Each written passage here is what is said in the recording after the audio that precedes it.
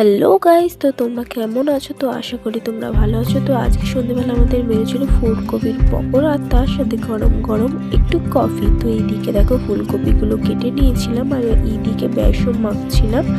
ছোট ছোট করে ফুলকপিগুলো কেটে নেওয়ার পর ভালো করে বেসনের সাথে সেগুলো মাখিয়ে নিলাম এবং কড়াই দিয়ে দিয়েছিলাম তেল গরম হয়ে গেলে একে একে ছেড়ে দিয়েছিলাম ফুলকপির সেই বড়াগুলো।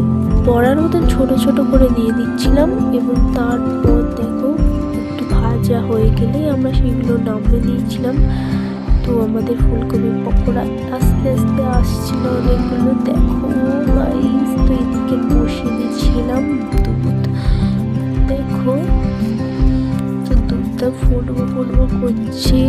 দেখো আমাদের দুধ ফুটে গেছে, তো গ্যাসটা বন্ধ করে দিয়েছিলাম আর তারপর কফিটা মিশিয়ে নিয়েছিলাম দুধের সাথে। তো একটুখানি গুলে নেবো।